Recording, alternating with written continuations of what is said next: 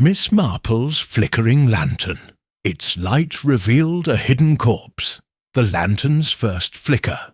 The train rattled through the dusk, its wheels clattering a steady rhythm against the tracks as Miss Jane Marple gazed out at the rolling hills of the English countryside.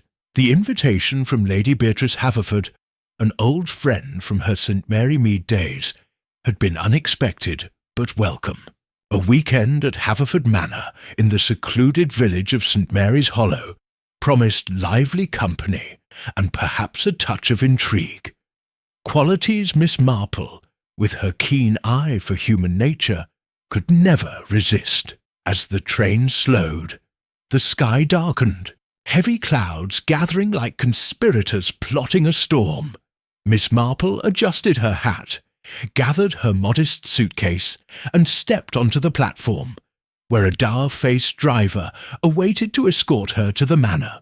The air was thick with the scent of impending rain, and a chill wind tugged at her shawl as they drove through the village, its cottages huddled together as if guarding secrets. Haverford Manor loomed at the end of a winding lane, its stone facade both grand and forbidding under the storm's shadow. Ivy clung to its walls, and the tall windows glowed faintly, promising warmth within. Lady Beatrice greeted Miss Marple at the door, her smile warm but tinged with a nervous energy that did not escape the older woman's notice. "Jane, how delightful you could come!" Lady Beatrice exclaimed, ushering her inside. "The others are in the drawing-room. We're quite the eclectic gathering this weekend." The drawing-room was a study in opulence, with velvet drapes, polished mahogany, and a roaring fire that did little to dispel the chill creeping through the vast space. Miss Marple's sharp eyes took in the guests. Clara Wentworth, a young heiress with a restless gaze, Dr. Harold Langley, a charming physician whose smile seemed too practised, Mr. Victor Crane, a reclusive historian with ink-stained fingers and a distracted air, and the stern Mrs. Evelyn Porter, the manor's housekeeper, who hovered at the edges like a disapproving spectre. Conversation flowed, though Miss Marple noted undercurrents of tension. Clara spoke of her travels with forced brightness. Dr. Langley deflected questions about his practice, and Victor Crane muttered about his research into the manor's history, his eyes darting to Lady Beatrice. Mrs. Porter, serving tea, offered clipped responses that hinted at long-held grievances. As dinner concluded, the storm broke with a vengeance. Thunder rattled the windows, and a sudden gust extinguished the chandelier's electric glow, plunging the room into darkness. Gasps and a clatter of dropped cutlery followed, until Mrs. Porter returned with an old brass lantern, its wick sputtering. To life. She placed it on the table, and its flickering light cast eerie shadows across the faces of the guests. "These old houses," Lady Beatrice said with a nervous laugh. "The wiring's temperamental. We'll manage with the lantern for now." Miss Marple, ever observant, watched the group as they adjusted to the dim light. Clara's hands trembled slightly.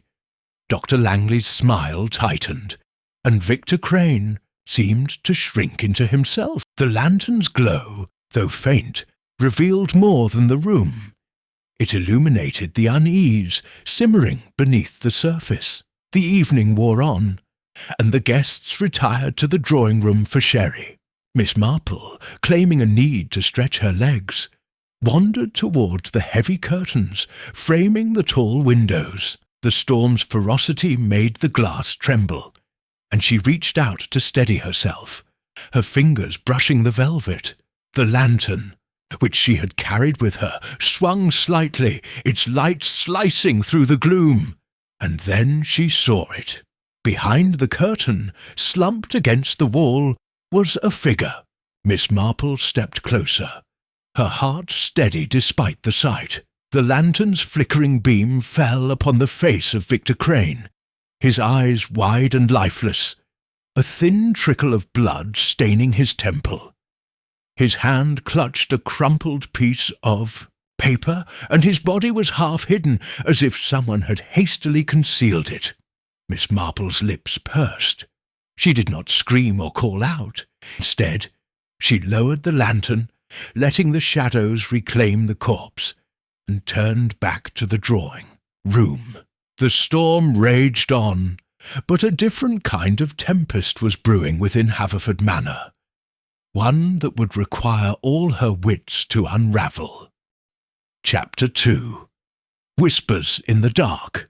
The air in Haverford Manor grew heavier as the storm battered its ancient walls, the wind howling like a chorus of restless spirits. Miss Jane Marple stood in the drawing-room, the brass lantern still in her hand, its flickering light casting long shadows that danced across the faces of the gathered guests. Victor Crane's body remained hidden behind the curtain, but Miss Marple knew the moment to reveal it must be chosen with care. For now, she observed, her serene expression masking the sharp calculations of her mind. The guests, unaware of the horror just steps away, sipped their sherry and made strained attempts at conversation. Lady Beatrice, her cheeks flushed from the wine, was regaling Dr. Langley with a story about the manor's rose garden. Clara Wentworth, the young heiress, fidgeted with her necklace, her eyes darting toward the darkened corners of the room. Mrs. Porter, the housekeeper, moved silently, collecting empty glasses, her lips pressed into a thin line. Miss Marple noted the undercurrents. Clara's unease seemed more than storm-induced nerves, and Dr. Langley's attentive nods to Lady Beatrice felt rehearsed, as if he were playing a part. The absence of Victor Crane, however, had not yet been remarked upon. He was a solitary figure, often slipping away to his research, and his absence from the group was not unusual. Yet, Mr. Crane seems to have retired early, Miss Marple remarked mildly, setting the lantern on a side table. Its glow illuminated a silver tray, reflecting glints of light that caught Clara's eye. The heiress flinched, her glass trembling. "Oh, Victor's always buried in his books," Lady Beatrice said with a wave of her hand. "He's been obsessed with the manor's archives. Something about the Haverford family's old deeds." Miss Marple's tone was gentle, inviting more. "He mentioned his work briefly at dinner. It sounded rather delicate." Dr. Langley's smile tightened. "Delicate? I'd say tedious. Old papers and dusty legends. Hardly worth losing sleep over." Clara's voice, sharp and sudden, cut through. "He was asking strange questions yesterday about the manor's original owners. Said he'd found something significant. I thought he was just being dramatic." Mrs. Marple's eyes flickered with interest, but she said nothing, letting the silence prompt more. Mrs. Porter, pausing near the doorway, spoke up, her voice low and edged with disdain. Mr. Crane was poking into things best left alone. "This house has its secrets, and they don't take kindly to being disturbed." The room fell quiet, the only sound the storm's relentless drumming. Lady Beatrice laughed nervously. "Oh, Evelyn, don't be so grim. It's just history, not ghosts." But Miss Marple noted the housekeeper's clenched hands and the way Clara's gaze dropped to the floor. The lantern's light seemed to sharpen their expressions, revealing cracks in their composure. She decided it was time. "Perhaps we should check on Mr. Crane," she suggested, her voice calm but firm. "He may need assistance, given the storm." Dr. Langley stood, ever the gentleman. "I'll go. No need to trouble everyone." "No," Miss Marple said, her tone polite but unyielding. "I think we should all go. It's only proper." Reluctantly, the group followed her toward the curtains, the lantern's glow leading the way. Miss Marple paused, her hand resting on the velvet, and turned to face them. "I'm afraid I must prepare you for something unpleasant." With a gentle tug, she drew back the curtain. The lantern's flickering light fell upon Victor Crane's crumpled form, his lifeless eyes staring into nothingness. A collective gasp rose, followed by Clara's stifled scream. Lady Beatrice clutched Dr. Langley's arm, and Mrs. Porter crossed herself, muttering under her breath. "Good heavens!" Dr. Langley exclaimed, stepping forward as if to examine the body. But Miss Marple raised a hand. "Please, don't touch him," she said softly. "We must preserve everything as it is."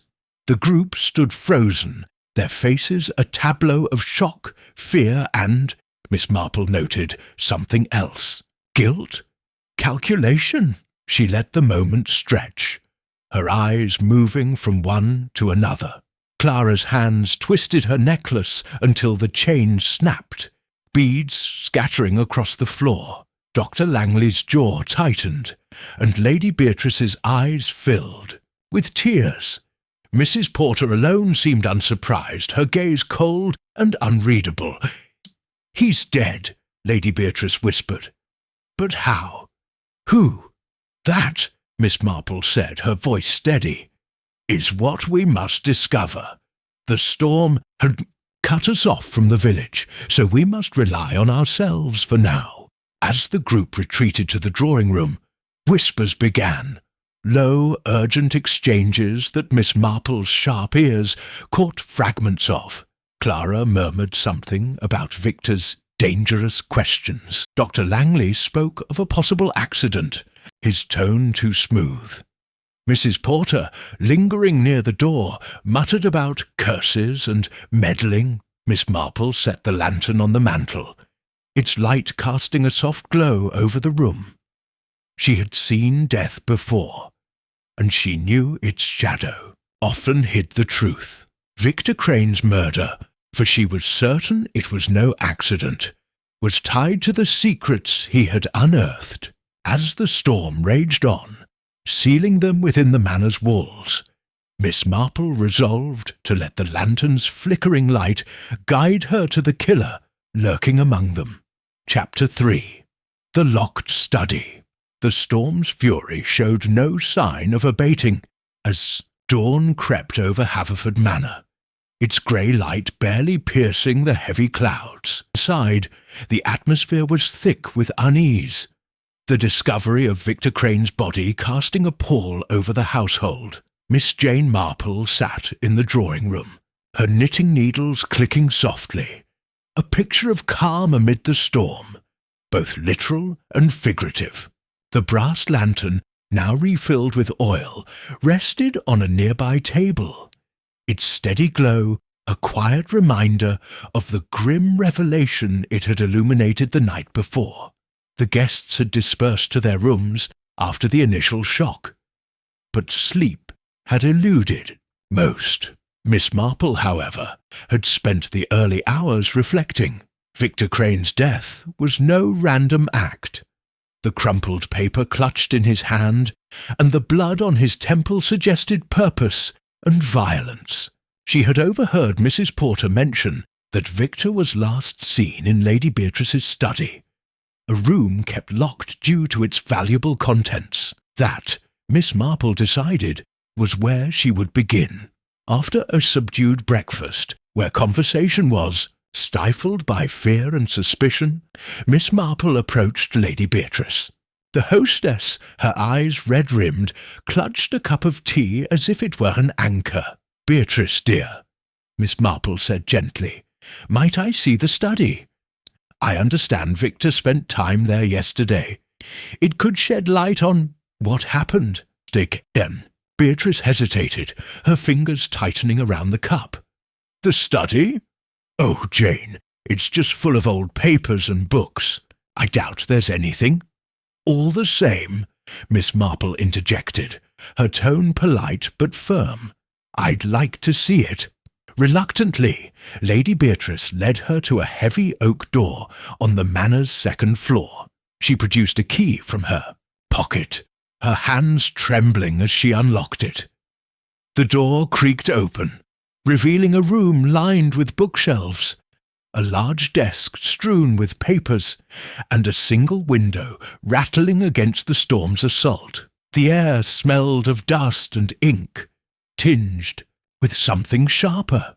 Fear, perhaps. Miss Marple set the lantern on the desk, its light casting soft shadows across the cluttered surface. Was Victor here alone? She asked, her eyes scanning the room. I believe so, Lady Beatrice replied. He asked to use the study for his research. He was very particular about it, said the Manor's archives were unmatched. Miss Marple nodded, her attention drawn to the window. The latch was broken, its metal twisted as if forced. She stepped closer, noting a faint smudge of mud on the sill. This window, she said almost to herself. Was it always damaged? Lady Beatrice frowned, approaching. No, it was fine last I checked. Oh, Jane, do you think someone broke in? Or out, Miss Marple murmured, her mind turning over possibilities. She turned to the desk, where papers lay in disarray. Maps, letters, and handwritten notes in Victor's cramped script. One sheet caught her eye, half hidden beneath a leather-bound book. She lifted it carefully, the lantern's light revealing a single line in Victor's hand. The legacy is hidden where the shadow falls. What's that? Lady Beatrice asked, peering over her shoulder. A note, Miss Marple said, folding it and slipping it into her pocket with a practised ease that belied its importance. It may mean nothing, but I'll keep it in mind.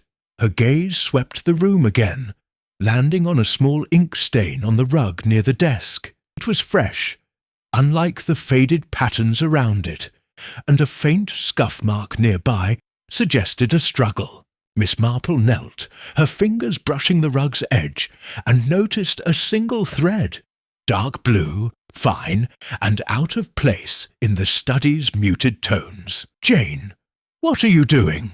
Lady Beatrice's voice was sharp with nerves. Just observing, Miss Marple replied, rising with a serene smile. Details, you know, can be so telling. She moved to the bookshelves, running a finger along the spines. One book, a heavy tome on local history, was slightly askew. She pulled it out, and a faint click sounded. The shelf shifted, revealing a narrow gap. Lady Beatrice gasped, but Miss Marple remained unruffled. It seems Victor wasn't the only one interested in secrets, she said, peering into the gap.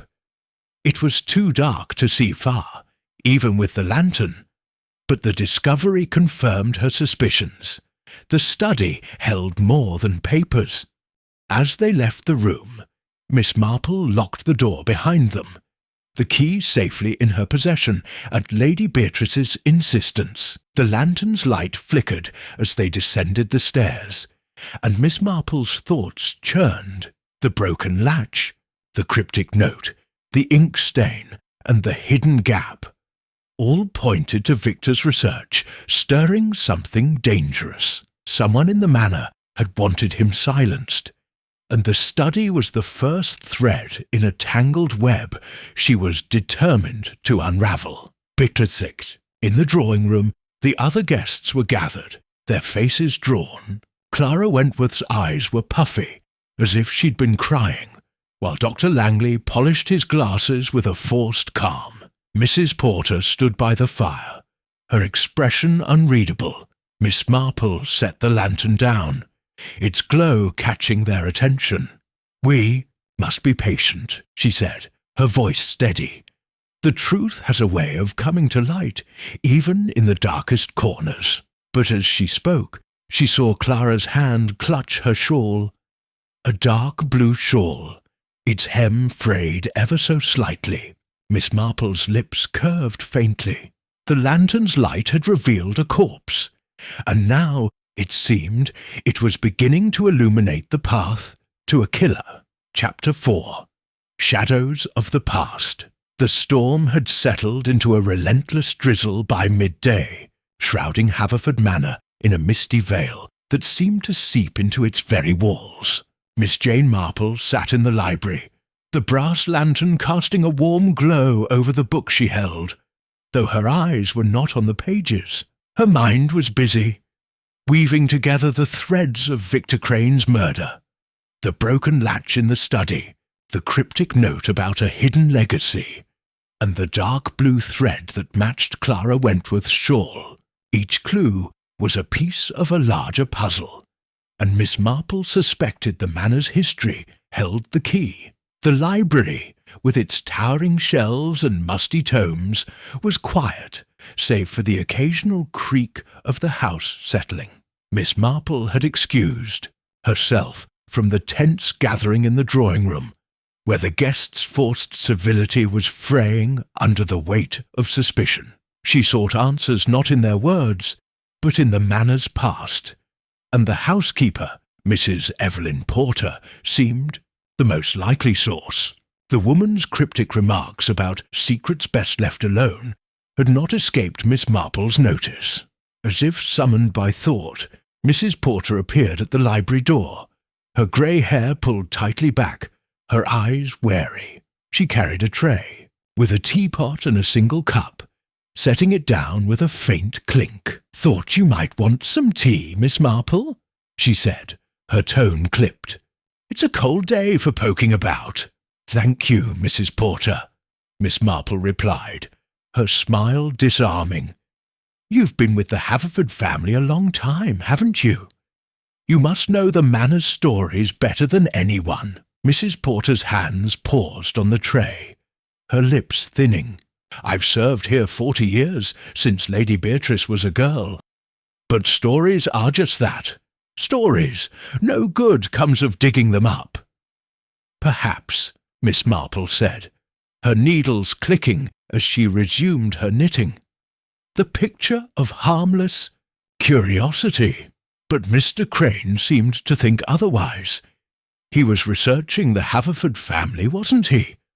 I wonder what he found so fascinating. The housekeeper's eyes flickered, a shadow passing over her face. "He was nosy, that one. Always asking about the old days, the first Haverfords. Said he was writing a book, but I didn't trust him.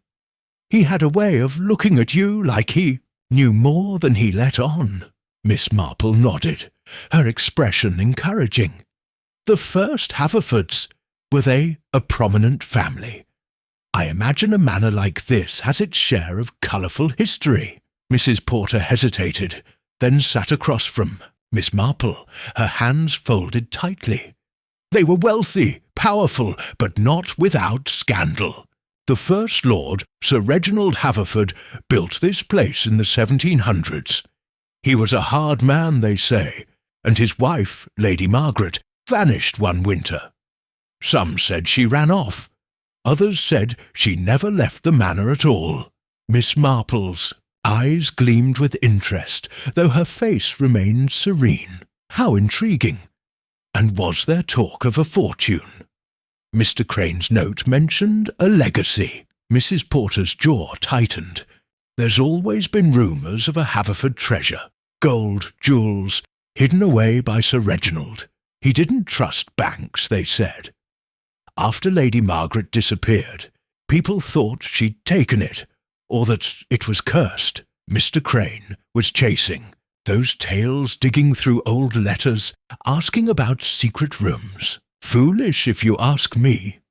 "Foolish, perhaps," Miss Marple said softly, "but dangerous, it seems." The housekeeper stood abruptly, smoothing her apron. "I've said enough. The past is best left buried, Miss Marple. You'd do well to remember that." As Mrs. Porter left, Miss Marple sipped her tea, her mind alight. The Haverford scandal, the missing Lady Margaret, the rumoured fortune. It was no coincidence that Victor's research had led to his death. She set her knitting aside and took the lantern, its light guiding her to the manor's portrait gallery. A long hall lined with paintings of stern-faced Haverfords. The gallery was dim, the drizzle outside muting the light through the tall windows. Miss Marple raised the lantern, its glow illuminating the portraits. Sir Reginald Haverford stared down, his eyes cold and commanding, his hand resting on a cane with a curiously carved handle. Beside him, Lady Margaret's portrait was smaller, her expression wistful, almost fearful.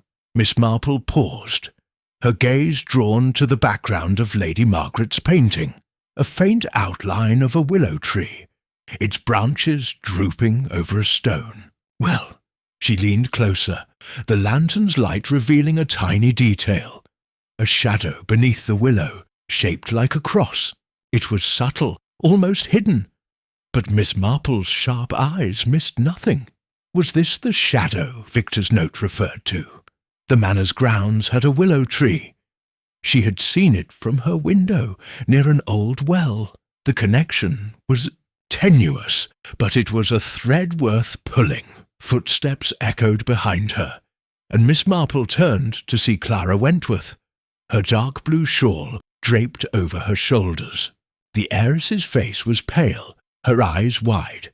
"Miss Marple? What are you doing here? It's creepy, with all these old paintings." "Just admiring the artistry," Miss Marple said, her tone light. "This one of Lady Margaret is particularly striking, don't you think?" Clara glanced at the portrait, then away, her fingers twisting the shawl's frayed edge. "I suppose. I don't like this place. It feels like someone's always watching. An old house can play tricks on the mind," Miss Marple said. But her eyes lingered on Clara's shawl, noting the loose threads. "You must be tired, dear. Why don't you rest?" Clara nodded, hurrying away, her footsteps fading into the manor's silence. Miss Marple returned her gaze to the portrait, the lantern's light steady in her hand. The shadows of the past were growing clearer, and with them the outline of a motive. Victor Crane had uncovered something worth killing for, and the willow tree, with its hidden cross, was calling her to the next piece of the puzzle. Chapter 5. The Midnight Footsteps. The storm had quieted to a restless murmur by midnight, leaving Haverford Manor cloaked in an uneasy silence. Miss Jane Marple lay awake in her guest room, the brass lantern on her bedside table casting a soft, flickering glow across the ornate wallpaper. Her knitting lay untouched, her mind too occupied with the day's discoveries. The cryptic note in the study, the shadow in Lady Margaret's portrait, and the whispered tales of a Haverford fortune. Victor Crane's murder was no impulsive act. It was rooted in secrets buried deep within the manor's history. As the clock in the hall struck 12, a faint sound broke the stillness. Footsteps, deliberate and soft, echoing through the corridor. Miss Marple sat up, her senses sharp. The steps were not the hurried patter of a servant or the heavy tread of Dr. Langley. They were cautious, as if their owner wished to go unnoticed. She slipped on her shawl, took the lantern, and eased her door open, its hinges mercifully silent. Jatish corridor was dark, the storm's clouds blotting out the moonlight. The lantern's glow illuminated the faded carpet and gilt-framed portraits, their eyes seeming to follow her as she moved. The footsteps had faded, but Miss Marple's keen ears caught a faint creak from above. Likely the attic, a place she had not yet explored. With a steady hand, she made her way to the narrow staircase at the corridor's end, its steps worn and dusty. The attic door was ajar, a sliver of darkness beckoning. Miss Marple raised the lantern, its light revealing cobwebs and stacks of forgotten furniture draped in sheets. The air was thick with dust, and the faint scent of mildew clung to the rafters. She stepped inside, her footsteps muffled by years of neglect. The creak had come from deeper within, near a far corner where a large trunk sat, its brass lock glinting in the lantern's glow. She approached, noting fresh scratches on the lock, as if someone had tried to force it open. The trunk's lid was heavy, but Miss Marple, with surprising strength for her age, lifted it an inch before it caught, confirming it was locked. She knelt, the lantern casting light on the floor, where faint scuff marks suggested recent activity. Whoever had been here was searching for something, and they had been interrupted. A sudden noise, a soft thud from the staircase, made her freeze. She dimmed the lantern, its light reduced to a faint ember, and slipped behind a stack of crates. The attic door creaked wider, and a shadow moved across the floor, elongated and indistinct.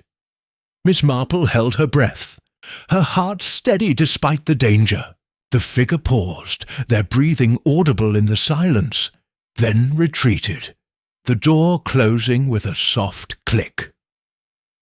Miss Marple waited, counting to 60 in her mind before emerging.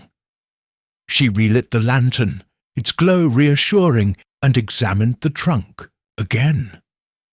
The scratches were fresh, the metal bright where it had been gouged. Whatever was inside, it was important enough to risk a midnight venture. She made a mental note to ask Lady Beatrice about the trunk's contents, though she suspected the hostess might be evasive. As she descended the attic stairs, the manor felt more oppressive, its shadows deeper. The footsteps had confirmed her suspicions. Someone in the household was desperate to keep Victor's discoveries hidden. She returned to her room, locking the door behind her, and sat by the lantern's light, her mind turning over the possibilities. The trunk, the willow tree, the Haverford fortune, all were pieces of a puzzle that pointed to greed, fear, or both. Before retiring, Miss Marple slipped a small knitting needle under her pillow, a precaution born of experience. The attic's midnight visitor was no ghost, but a living person with secrets to protect. As the lantern's flame flickered, casting patterns on the ceiling, she resolved to follow the trail to the manor's heart, where the truth about Victor Crane's death waited to be illuminated. Chapter 6. A tangled web of lies morning broke over Haverford Manor, with a feeble sun struggling through the lingering clouds, casting a pale light that did little to lift the gloom within. Miss Jane Marple sat at the breakfast table, the brass lantern on a sideboard nearby, its wick trimmed but unlit in the daylight. The guests were subdued, their faces drawn from a sleepless night, haunted by Victor Crane's murder and the storm's relentless presence. Miss Marple, however, was alert, her serene demeanour masking the sharp focus of her observations. The midnight footsteps in the attic and the scratched trunk had deepened her suspicions, and she was determined to unravel the web of lies spun by those around her. The dining room was a study in strained civility. Lady Beatrice, her hands unsteady, poured tea with forced cheer. Clara Wentworth, her dark blue shawl draped loosely, picked at her toast, her eyes darting nervously.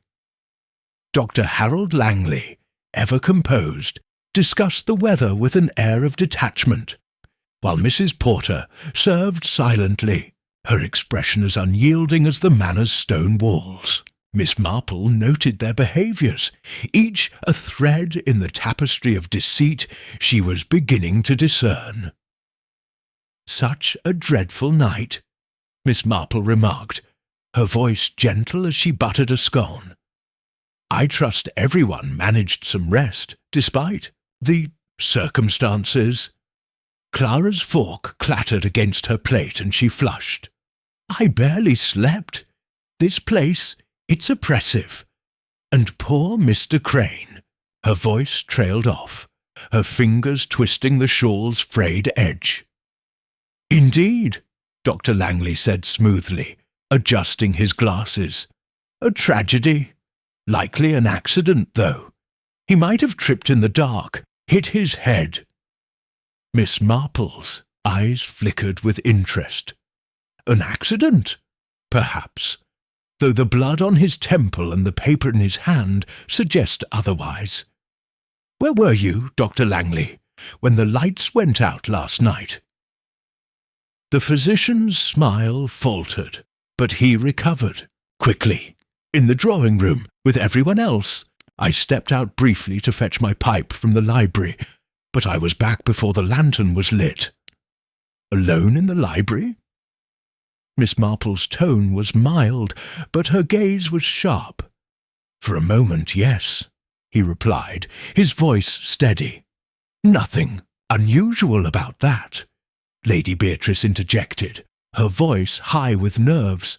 Oh, Jane, must we talk of this now? It's too awful.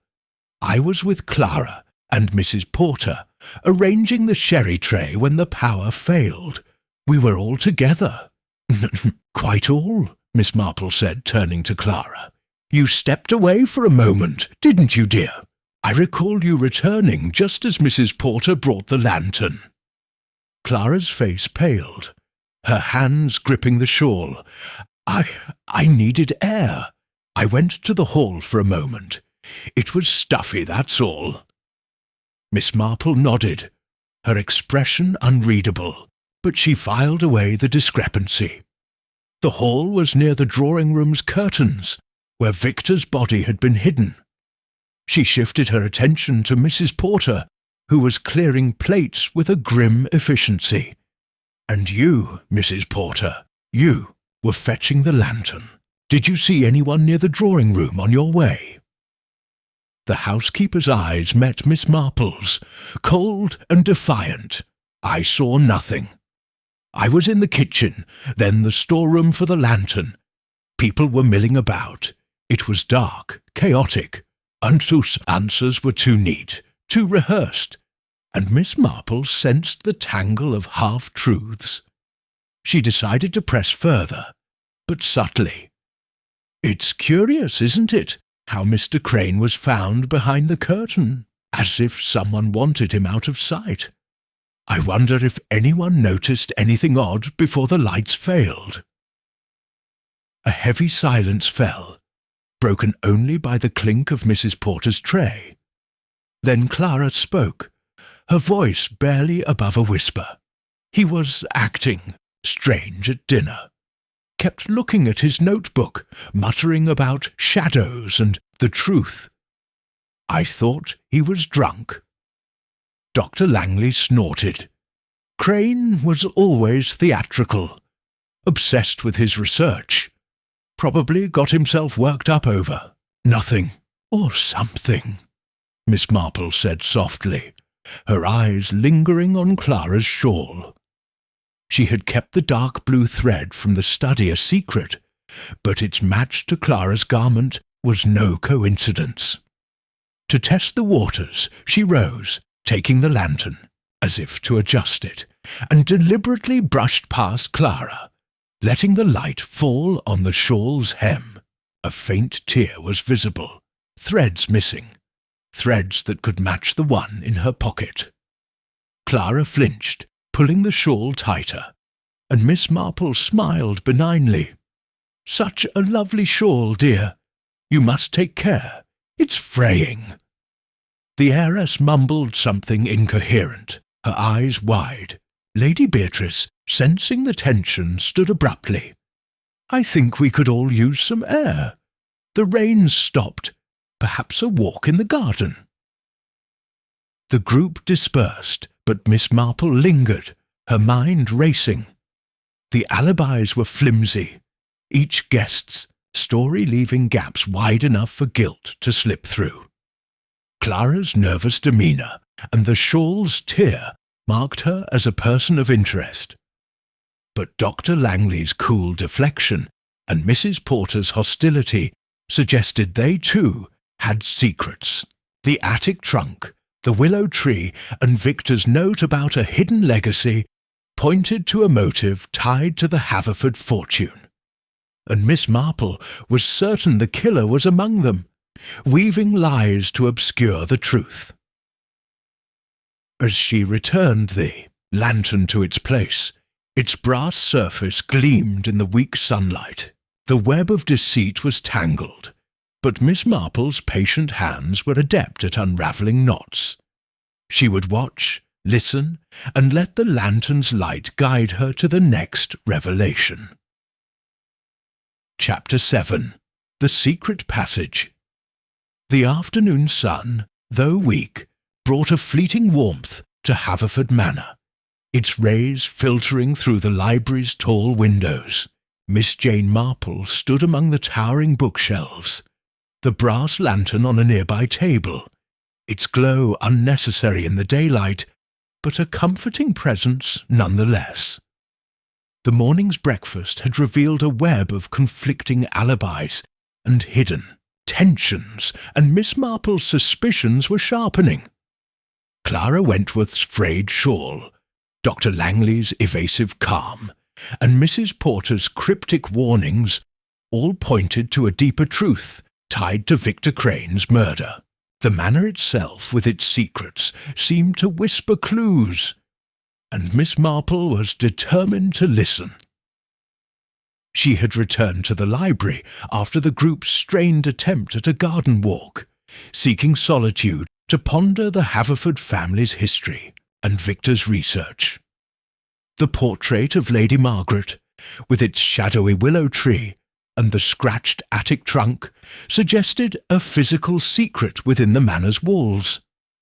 The library, where Victor had spent hours poring over documents, was a logical place to search for answers. Miss Marple ran her fingers along the shelves, her eyes scanning for anything out of place. The books were a mix of dusty classics and local histories, their spines worn but orderly. She recalled the faint click in the study when she had pulled a book, revealing a hidden gap. Could the library hold a similar secret? She moved methodically, tugging gently at volumes that seemed misaligned, her patience unwavering. Near a corner shelf, a thick tome on manor architecture caught her attention. Its spine was slightly askew, and when she pulled it, a low grinding sound echoed through the room. The shelf shifted inward, revealing a narrow passage cloaked in darkness. Miss Marple's lips curved faintly. She had expected as much. Old houses like Haverford Manor were riddled with hidden corners, often built to conceal wealth or escape danger. She retrieved the lantern, lighting it with a steady hand, and stepped into the passage. The air was cool and musty, the walls rough stone that brushed against her shawl. The lantern's glow illuminated cobwebs and a faint trail of dust disturbed by recent footsteps. Not hers. Someone else had been here, and recently. She moved, cautiously, the passage sloping downward, its silence broken only by the soft drip of water somewhere ahead. The passage ended in a small chamber, no larger than a closet, its walls lined with damp stone. The lantern's light revealed a wooden crate in the centre, its lid pried open, and a scattering of papers on the floor. Miss Marple knelt, careful not to disturb the scene, and examined the contents. The papers were old, their ink faded but legible. Letters between Sir Reginald Haverford and a solicitor, dated 1765, discussing a safeguard for the family's wealth. One letter mentioned a map of shadows, with a cryptic reference to the willow's embrace. Her pulse quickened, though her expression remained serene. The willow tree again, its shadow a recurring motif in Victor's note, and Lady Margaret's portrait. She lifted a folded sheet from the crate, its edges brittle. It was a crude map of the manor's grounds, with an X marked near a sketch of a willow tree and a well. A single word was scrawled beside it: Legacy. Miss Marple tucked the map into her pocket, alongside the note from the study. The chamber held no other clues, but the disturbed dust and pry marks on the crate suggested someone had beaten her here. Perhaps the midnight visitor to the attic. She retraced her steps, extinguishing the lantern as she emerged into the library and pushed the shelf back into place with a soft thud.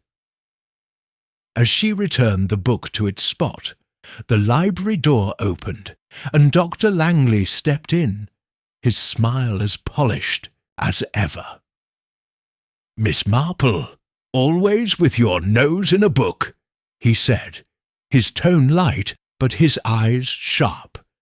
"Find anything interesting?" "Only the charm of old houses," she replied, her voice mild. "They have so many stories, don't they?" Mr. Crane seemed to think so. Dr. Langley's smile tightened. Crane was a fool, chasing fairy tales about lost fortunes. A waste of time, if you ask me. "Perhaps," Miss Marple said, her gaze lingering on his polished shoes, which bore a faint smudge of dust. Dust like that in the secret passage. But some fairy tales have a kernel of truth. He excused himself, claiming a need to check on Lady Beatrice, and Miss Marple watched him go, her mind cataloguing the encounter. The secret passage and its map were a breakthrough, tying Victor's research to a tangible clue: the willow tree and its well. Someone in the manor, perhaps Dr. Langley, was desperate to find the Haverford fortune, and Victor's discovery had cost him his life. She glanced at the lantern, its brass surface gleaming in the sunlight. The manor's shadows were yielding, their secrets one by one, and Miss Marple felt the puzzle's pieces falling into place. The next step was the grounds, where the willow tree stood, its shadow waiting to reveal what Victor had died to uncover. Chapter 8. The Lantern's Warning. The drizzle had returned by late afternoon, cloaking Haverford Manor in a damp grey haze that mirrored the tension within its walls. Miss Jane Marple sat in her room, the brass lantern on the bedside table, its flame unlit, but its presence a steady reminder of the truths it had illuminated. The secret passage, the map marked with the willow tree and the letters hinting at a Haverford fortune, had brought her closer to understanding Victor Crane's murder. Yet the killer remained at large, their desperation growing as Miss Marple's inquiries tightened the net.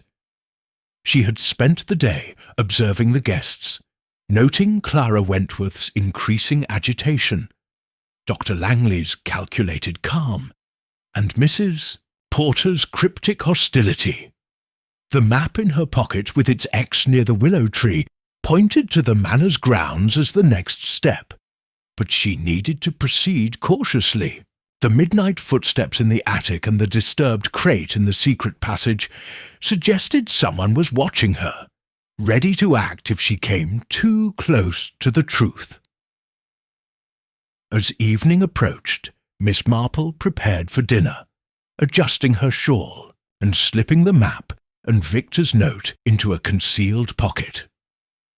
She reached for the lantern, intending to light it for the dim corridors, when she noticed something amiss. The wick was frayed, and a faint smell of oil lingered, stronger than usual. She examined the base, her fingers brushing against a sticky residue, kerosene deliberately spilled, and a small tear in the wick suggested tampering. Had the lantern been left burning, it could have sparked a fire. Her lips pursed, but her composure held. This was no accident. It was a warning meant to intimidate or worse. She cleaned the lantern carefully, replacing the wick from a spare in her knitting bag, a habit born of preparedness, and lit it, its glow steady once more. The incident confirmed her suspicions. The killer was among the household, and her probing was making them reckless. At dinner, the atmosphere was stifling. Lady Beatrice, pale and distracted, barely touched her food, while Clara's hands trembled as she sipped her wine. Dr. Langley maintained his polished demeanour, though his eyes flicked to Miss Marple more often than before. Mrs. Porter served, with her usual efficiency, her gaze lingering on the lantern as Miss Marple set it on the table. "Still carrying that old thing, Miss Marple," Dr. Langley remarked, his tone light but edged. "The lights are back on, you know." "Old habits," Miss Marple replied, her smile serene. "And it's been quite useful, hasn't it? Lighting up things we might otherwise miss." Choked on her wine, coughing violently, and Lady Beatrice patted her back, her own nerves evident. Miss Marple let the moment pass, turning the conversation to the manor's grounds. "I noticed a lovely willow tree near the old well," she said casually. "It must be quite old, perhaps from the Haverfords' time. Do you know its history, Beatrice?" Lady Beatrice blinked, caught off guard. "The willow? Oh, it's been there forever, I suppose. The well's dry now, but the gardeners say it's a picturesque spot." "Picturesque indeed," Miss Marple said, her eyes on Dr. Langley, who had paused, his fork halfway to his mouth. "I might take a closer look tomorrow. Old trees often have stories to tell." The meal continued, but the air grew heavier, the guests' glances more guarded. After dinner, Miss Marple excused herself, claiming fatigue, but instead sought out the groundskeeper, Mr. Gibbs, a grizzled man who lived in a cottage near the manor's gate. She found him in his shed, sharpening tools, and raised the lantern to illuminate his weathered face. "Mr. Gibbs," she began, her tone warm, "I understand you tend the manor's grounds. Have you noticed anything unusual lately, near the willow tree or the old well?" The groundskeeper squinted, his hands stilling. "Unusual? Well, now you mention it, I saw Mr. Crane out there a few days back, digging near the well. Looked like he was hunting for something. Kept muttering about shadows and marks. I told him to mind the roots, but he was stubborn. Digging." Miss Marple's voice was gentle, encouraging. "Did anyone else show interest in that spot?" Gentus scratched his chin. "Not that I saw, but the ground's been disturbed since. I figured it was animals, but maybe not." She thanked him and returned to the manor, the lantern's light guiding her through the misty night. Gibbs's account was a breakthrough. Victor had been searching near the willow, likely following the map's clue. The tampered lantern and the disturbed earth suggested the killer was racing to find the fortune first, and they were willing to kill again to protect it. Back in her room, Miss Marple locked the door and examined the lantern once more, confirming the sabotage. She placed it carefully on the table, its brass surface gleaming in the moonlight. The warning had only strengthened her resolve. Tomorrow she would visit the willow tree, where the shadow of the past and the truth about Victor's death awaited her. Chapter 9. Beneath the Willow Tree. The morning dawned with a fragile clarity, the storm's remnants reduced to a faint mist that clung to Haverford Manor's grounds. Miss Jane Marple stood at her window, the brass lantern on the sill, its polished surface reflecting the weak sunlight. The tampered wick and the groundskeeper's tale of Victor Crane digging near. The willow tree had sharpened her focus. The map from the secret passage, with its X marking the willow and well, was a beacon calling her to the manor's overgrown garden. She tucked the map and Victor's note into her pocket, her resolve firm despite the killer's warning. Breakfast was a tense affair, the guests' faces etched with fatigue and suspicion. Clara Wentworth's hands shook as she poured tea, her dark blue shawl absent, perhaps hidden after Miss Marple's pointed remark. Dr. Langley's charm felt strained, his glances toward Miss Marple more guarded. Lady Beatrice, pale and distracted, murmured about calling the village constable once the roads cleared, while Mrs. Porter moved silently, her eyes like flint. Miss Marple ate sparingly, her mind on the willow tree and the secrets it guarded. Excusing herself with a pretext of needing fresh air, Miss Marple took the lantern, more for its symbolic weight than necessity, and slipped out to the garden. The grounds were a tangle of neglect, roses overgrown and paths choked with weeds. The willow tree loomed ahead, its drooping branches swaying gently, the old stone well at its base, half hidden by moss. The scene matched the map's sketch and the shadow in Lady Margaret's portrait, a cross-shaped mark that Miss Marple now sought. She set the lantern on the well's edge, its brass glinting, and examined the ground. The earth near the willows' roots was disturbed, clumps of soil freshly turned, confirming Mr. Gibbs's account. Miss Marple knelt, her gloved hands brushing aside leaves to reveal a patch of ground softer than the rest. Using a small trowel from the groundskeeper's shed, she dug carefully, her movements precise despite the damp chill seeping through her shawl. A few inches down, her trowel struck metal. She cleared the soil, uncovering a small rusted box, its hinges corroded but intact. Her pulse quickened, though her expression remained serene. She lifted the box, its weight suggesting something substantial within, and pried it open with the trowel's edge. Inside lay a silver locket, its surface engraved with a willow tree, and a folded paper yellowed with age. The locket was heavy, its clasp stiff, but she left it unopened for now, slipping it into her pocket. The paper, when unfolded, revealed a coded message. In the chapel's heart, where faith meets stone, the legacy sleeps. Miss Marple's eyes gleamed. The chapel, a small structure on the manor's grounds, rarely used, had not yet figured in her investigation, but the message pointed to another hidden compartment.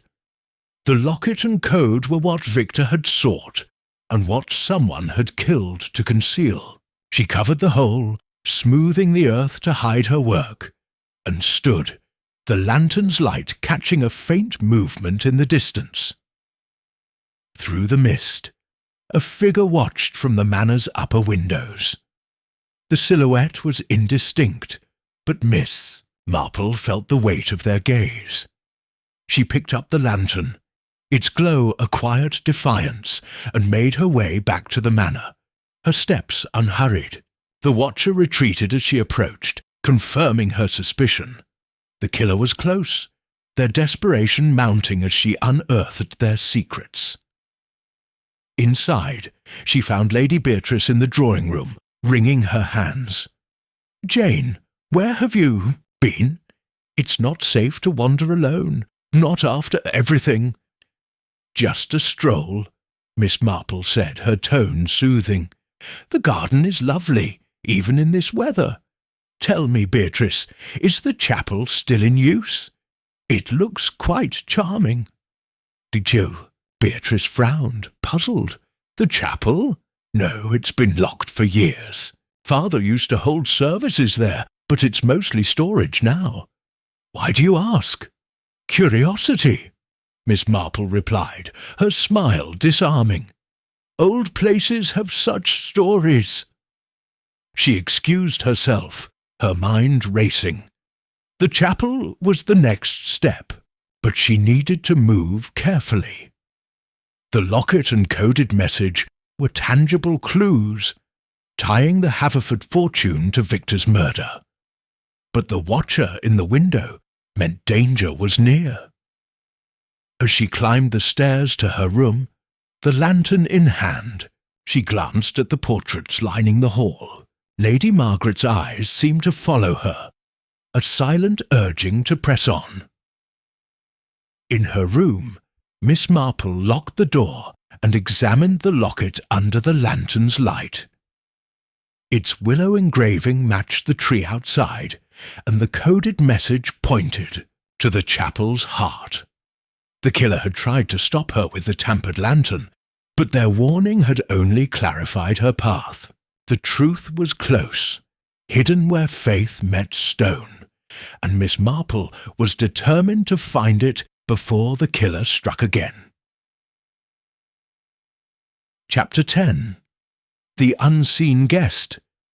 The morning air in St. Mary's Hollow carried a damp chill, the storm's aftermath leaving. The manor's grounds sodden and heavy with the scent of wet earth. Miss Marple sat in the dining room, her knitted shawl draped over her shoulders, sipping tea as the guests murmured around her. The discovery of the locket and its coded message had sharpened her focus, but a new thread in the mystery emerged when young Clara, her voice trembling, spoke up during breakfast. "I saw someone," Clara said, her eyes darting to the windows. "That night, before Victor was found, a figure near the edge of the garden by the old oak. I couldn't see their face, but they didn't move like anyone staying here." The room stilled. Lady Beatrice raised an eyebrow, while Dr. Langley set down his fork with a faint clink. Miss Marple's gaze settled on Clara, noting the girl's pale cheeks and the way her fingers twisted her napkin. A stranger on the grounds? It was a wrinkle she hadn't anticipated, and it stirred her curiosity like a breeze catching a loose thread. "Clara, dear," Miss Marple said gently, "can you recall anything else? The hour, perhaps, or what they wore?" Clara hesitated, her eyes flickering to the other guests. "It was late, maybe midnight. They had a dark coat, I think, and they moved quickly toward the cottage by the lane. I didn't tell anyone because, well, I wasn't sure it mattered." Miss Marple nodded, her mind already turning. The cottage Clara mentioned was a small, ivy-choked structure at the edge of the manor's property, long abandoned, or so Lady Beatrice had claimed. A stranger could complicate the web of motives she'd been untangling, but it could also be a fabrication, a nervous guest's attempt to deflect suspicion. Either way, it warranted investigation. After breakfast, Miss Marple retrieved her trusty brass lantern from her room, its weight reassuring in her hands. The storm had left the manor's electricity unreliable, and she preferred the lantern's steady glow to the flickering lamps the staff had cobbled together. Slipping on her sturdy shoes and a woolen coat, she stepped into the garden, the grass squelching underfoot. The path to the cottage wound through overgrown hedges and past the gnarled willow tree where she'd unearthed the locket. Miss Marple moved carefully, her eyes scanning the ground. Near the old oak Clara had mentioned, she paused. There, in the soft mud, were footprints, deep uneven, as though someone had been running. They led toward the cottage just as Clara had described. Miss Marple followed the trail, her lantern casting a warm circle of light against the grey morning. The cottage loomed ahead, its windows dark and its stone walls streaked with moss. The door hung slightly ajar, creaking as she pushed it open. Inside the air was musty, thick with the smell of damp wood and neglect. She raised the lantern, its light revealing a sparse room, a rickety table, a broken chair, and a pile of leaves blown in by the storm. Her eyes caught something on the floor, a cigarette butt, its end charred but recent, unlike the cottage's general decay. Miss Marple knelt, careful not to disturb it, and examined it closely. The brand was unfamiliar, not the kind she'd seen Dr. Langley or the other guests smoking. A small clue, but a clue nonetheless. As she stood, a faint rustle came from the back of the cottage. Her heart quickened, but she kept her grip steady on the lantern. Moving silently, she edged toward the sound, peering through a doorway into a cramped storeroom. The lantern's light fell on a pile of old sacks, one of which shifted slightly. She froze, her breath catching. Was someone hiding there, or was it merely the wind? "Show yourself," she said firmly, her voice cutting through the silence. "I know you're there." No response came, but the sacks stilled. Miss Marple stepped closer, her lantern held high, ready to swing it if needed. With her free hand, she tugged at the topmost sack. It fell away, revealing nothing but more sacks beneath. She exhaled, her pulse slowing. Perhaps it had been a rat, or her imagination, sharpened by the manor's grim events. Still, the cigarette butt and footprints gnawed at her. Someone had been here, and recently. Was it Clara's stranger, or one of the guests, slipping out under cover of the storm? The cottage's proximity to the manor made it a perfect hiding place for someone watching or waiting. Miss Marple returned to the manor, her mind buzzing. Clara's story had opened a new path, but it also deepened the mystery. If a stranger was involved, what was their connection to Victor Crane and the Haverford fortune? And if Clara was lying, why point Miss Marple toward the cottage at all? As she stepped back into the manor's warmth, the lantern's glow flickered, as though urging her to keep searching for the truth hidden in the shadows. Chapter 11. The Truth in the Flicker. The drawing-room of Lady Beatrice's manor was a study in contrasts that evening. The grandeur of its high ceilings and velvet drapes clashed with the tense, huddled forms of the guests, their faces drawn in the dim glow of Miss Marple's brass lantern. The storm had abated, but the manor's electricity remained unreliable, and the lantern stood as the room's sole beacon, its flickering light casting long, restless shadows on the walls. Miss Marple had requested everyone gather here, her voice calm but insistent, and now they sat in an uneasy circle, their eyes darting between her and one another. She stood near the fireplace, the lantern resting on a mahogany table beside her, its flame steady despite the occasional draught. The heavy curtain where Victor Crane's body had been found hung ominously behind her, a silent reminder of the crime that bound them all. Miss Marple's gaze moved slowly over the group. Lady Beatrice, her hands clasped tightly. Clara, pale and fidgeting with her bracelet. Dr. Langley, his charm tempered by a faint tightness around his eyes. The housekeeper, Mrs. Gibbs, her lips pressed thin, and the groundskeeper, Tom, shifting uncomfortably in his chair. "I've asked you here," Miss Marple began, her tone measured, "to revisit the night Victor Crane was killed. Sometimes the truth hides in the smallest details, and a lantern's light can reveal what darkness conceals." She adjusted the lantern, its glow sharpening the room's edges. "Let us start with the hours before the body was found. Clara, you mentioned seeing a stranger near the oak tree around midnight. Can you confirm the time?"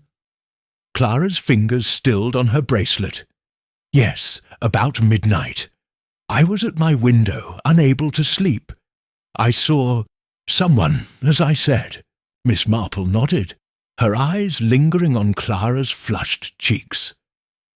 "And Dr. Langley, you were in the library, were you not, reviewing some papers?" Dr. Langley leaned back, his smile faint. "Indeed. I was catching up on some reading until nearly 1, then retired to my room." "Curious," Miss Marple said, her voice soft but piercing. "Mrs. Gibbs, you mentioned tidying the library around 11:30 and seeing no one there. Yet Dr. Langley claims he was present. A small discrepancy, perhaps." Mrs. Gibbs stiffened, her hands smoothing her apron. I may have been mistaken about the time, ma'am. The storm was loud and I was hurried." Miss Marple's lips curved slightly, but she pressed on. "Lady Beatrice, you were in your study until late, locking it before bed. Yet Victor was seen entering it earlier that evening. Did he leave before you secured the door?" Lady Beatrice's eyes narrowed. "He left before I did, yes. I assumed he'd gone to his room. I locked the study myself." The room grew quieter, the crackle of the lantern's wick almost audible. Miss Marple stepped closer to the curtain, her fingers brushing its edge. "This is where Victor was found, hidden from view. The lantern's light revealed him, but it also showed me something else that night. A torn piece of fabric, caught on a splinter near the floor." She paused, watching the guests. Clara's hand twitched, and Dr. Langley's smile faltered. Tom, the groundskeeper, shifted again, his boots scraping the floor. Miss Marple reached into her pocket, producing a small folded handkerchief. She unfolded it carefully, revealing a scrap of dark blue wool, its edges frayed. "This fabric," she said, holding it up, "was found here. It doesn't match the curtain or Victor's clothing. I wonder, does it belong to anyone in this room?" The silence was heavy, broken only by a sharp intake of breath from Clara. Miss Marple's eyes flicked to her, then to Tom, whose hands were now gripping his knees. She moved the lantern closer to him, its light catching the coarse weave of his jacket. A small tear at the cuff, barely noticeable, glinted in the glow, its edges matching the scrap in her hand. "Tom," she said gently, "you were seen near the well before Victor's death, and your footprints led to the cottage. Did you come through this room that night, perhaps in a hurry?" Tom's face reddened, his jaw tightening. "I didn't kill him, if that's what you're saying. I was checking the grounds, that's all. Storm made a mess." Miss Marple tilted her head, her expression unreadable. "Checking the grounds at midnight, in a storm, and yet this fabric places you here, near the body." The other guests stirred, their whispers rising. Lady Beatrice's voice cut through. "Jane, surely you're not accusing Tom?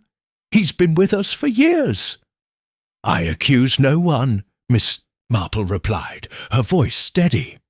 "I only seek the truth, and the truth, I find, often flickers into view when we least expect it. She turned the lantern's knob, dimming its light for a moment, then brightening it again. The sudden shift made Tom flinch, his hand brushing the tear in his jacket as if to hide it. Miss Marple noted the gesture, her mind racing. The fabric was a clue, but Tom's nervous reaction was a beacon. Was he the killer, or merely a piece of the puzzle? The stranger Clara saw, the cigarette butt in the cottage, the coded locket, all swirled in her thoughts. But the lantern's light seemed to point to Tom, at least for now. As the guests dispersed, their murmurs trailing behind them, Miss Marple remained by the fireplace, the lantern glowing softly. She knew the truth was close, hiding just beyond the flicker, waiting for her to cast the right light upon it. Chapter 12. The Corpse's Secret. The Manor's chapel, tucked at the far end of the east wing, was a place of quiet neglect. Its stained glass, windows dulled by years of dust, and its pews warped from disuse. Miss Marple stood at its entrance, her brass lantern casting a warm glow across the stone floor. The coded message from the locket, painstakingly deciphered over a sleepless night, had led her here. The cryptic words, "Beneath the saints, gaze, the legacy rests," pointed to a hidden compartment in this very room, and she felt the weight of the mystery pressing closer. She moved slowly, her footsteps echoing in the still air.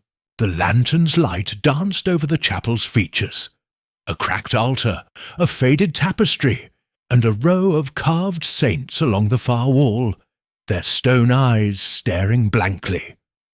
Miss Marple's gaze settled on a statue of St. Augustine, his hand raised in benediction.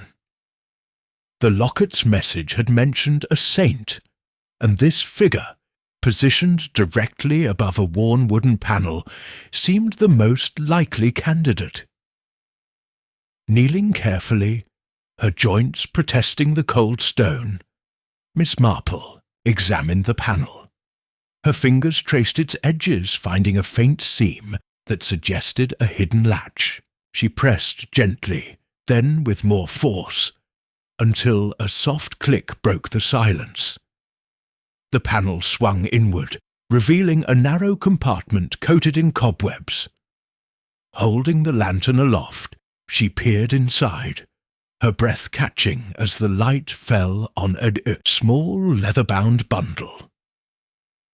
With steady hands, she retrieved the bundle and untied its cord.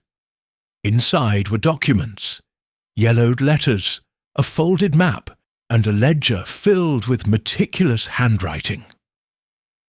Miss Marple sat back on her heels, spreading the papers on the floor. The lantern's glow illuminated the truth she'd been chasing. Victor Crane had uncovered the location of the Haverford fortune, a cache of wealth hidden by the manor's original owners to protect it from creditors during a scandal centuries ago. The ledger detailed a series of transactions, pointing to a concealed vault beneath the manor's old well, the same well where Victor had been seen digging, according to the groundskeeper. The letters, written in a hurried scrawl, hinted at a pact among the Haverford heirs to keep the fortune secret, a pact that Victor's research had threatened to expose. One letter, signed by a long-dead Haverford, mentioned a guardian, tasked with protecting the legacy at all costs. Miss Marple's lips pursed. A guardian, perhaps, whose descendant now walked the manor's halls. Her mind turned to the torn fabric, Tom's nervous fidgeting, and Clara's tale of a stranger. The documents suggested a motive rooted in greed, but the killer's identity remained just out of reach. Victor's death was no random act. Someone had killed to keep the fortune hidden. someone who knew the manor's secrets as intimately as Victor had. Miss Marple folded the documents and tucked them into her shawl, her thoughts racing. The chapel's silence felt heavier now, as though the saints themselves were watching. She rose, lantern in hand, and made her way back to the main house, her steps purposeful. The pieces were falling into place. The locket's code, the well, the hidden vault, and the torn fabric all pointed to a truth buried deep in the manor's past. As she reached the hallway, a shadow flickered at the edge of her vision. A figure retreating around a corner. Her grip tightened on the lantern, but she didn't call out. Whoever it was, they were watching her, just as they'd watched Victor. The documents in her possession were dangerous, and she knew the killer would strike again to protect their secret. Miss Marple's eyes narrowed, her resolve hardening. The lantern's light had guided her this far, and it would lead her to the final truth. The Haverford fortune was the key, and the corpse's secret had set the stage for a reckoning. Chapter 13. The Lantern's Last Light. The drawing-room was suffused with a golden hush as Miss Marple stood at its centre, the brass lantern glowing softly on the table before her.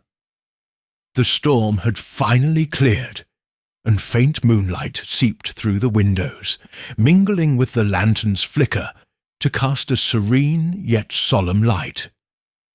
The guests, summoned once more, sat in a tense semicircle, Lady Beatrice, her face etched with strain, Clara clutching her bracelet, Dr. Langley, his composure fraying, Mrs. Gibbs rigid with unease, and Tom, the groundskeeper, his eyes fixed on the floor. The heavy curtain, sight of Victor Crane's grim discovery, loomed behind Miss Marple like a silent witness. She began quietly, her voice carrying the weight of certainty. We have gathered here to untangle the truth of Victor Crane's death. The lantern's light has guided us through shadows, revealing secrets hidden in this manor, and in the hearts of those within it. Miss Marple's gaze swept the room, lingering on each face. Victor was killed to protect a secret, the Haverford fortune, concealed for centuries beneath the manor's well. His research uncovered its location, and someone in this room ensured he would never reveal it. She reached into her shawl, producing the torn scrap of dark blue wool. This fabric, found near Victor's body, was my first clue. It matches a tear in Tom's jacket, placing him at the scene. Tom's head jerked up, his voice hoarse. "I told you, I didn't kill him. I was checking the grounds, that's all." Miss Marple raised a hand, her expression gentle but firm. "I believe you, Tom. Your jacket was torn, yes, but not by the curtain. It caught on a nail in the cottage, where you went to investigate noises that night. You saw someone, didn't you? The same stranger Clara glimpsed by the oak tree." Tom hesitated, then nodded, his shoulders slumping. "Aye, a figure in a dark coat, slipping towards the cottage. I followed but found no one. Just that cigarette." "But you saw—" Clara gasped, her bracelet clattering to the floor. Miss Marple's eyes flicked to her, then to Dr. Langley, whose fingers had tightened on his chair. She continued, her voice steady. The cottage held another clue. A cigarette butt, not of a brand smoked by anyone here. It suggested an outsider, but I began to suspect it was a distraction, planted to muddy the waters. She turned to the lantern, adjusting its wick to brighten the room. The locket's coded message led me to the chapel, where I found documents proving Victor had located the Haverford fortune. But the killer wasn't just protecting wealth. They were protecting a legacy, a role passed down through generations. Miss Marple's gaze settled on Mrs. Gibbs, whose hands trembled in her lap. Mrs. Gibbs, you've served the manor for decades, as your mother did before you. The Haverford letters spoke of a guardian tasked with safeguarding the fortune. Your family has long been tied to this duty, hasn't it? Mrs. Gibbs's lips parted, but no sound came. Miss Marple stepped closer, holding the lantern aloft. Its light caught a faint stain on the housekeeper's apron, a dark blue thread snagged on a button, identical to the scrap from the crime scene. This thread, Mrs. Gibbs, matches the one found near Victor. You were in the drawing room that night, weren't you? You confronted Victor when he refused to abandon his research. The room erupted in murmurs. Lady Beatrice stood, her voice sharp. Jane, this is absurd. Mrs. Gibbs is loyal to a fault. Miss Marple's eyes softened, but her tone remained resolute. Loyalty, Beatrice, can drive us to desperate acts. Mrs. Gibbs, you struck Victor in a moment of panic, then hid his body behind the curtain, hoping to buy time. The cigarette butt was your attempt to cast suspicion elsewhere, but the thread betrayed you. Mrs. Gibbs's face crumpled, her voice a whisper. I didn't mean to kill him. He was going to dig up the well, expose everything. My family swore to protect the Haverford secret. I begged him to stop, but he laughed. Silence fell, heavy and final. Miss Marple lowered the lantern, its light dimming as if in reverence. Greed and duty twisted together, Mrs. Gibbs. Victor's death was a tragedy, but the truth cannot stay hidden. As the guests sat stunned, Miss Marple turned to Lady Beatrice. The authorities must be informed. The fortune, if it remains, belongs to the manor's heirs, not to secrets or bloodshed. The moonlight grew stronger, and Miss Marple extinguished the lantern with a soft breath, its role complete. She stepped back, her thoughts turning to the quiet village of St. Mary Mead, where human nature, in all its complexity, would always find new stories to tell. The manor's shadows had lifted, but the flicker of truth would linger in her mind, a reminder of the light that even the darkest hearts could not escape.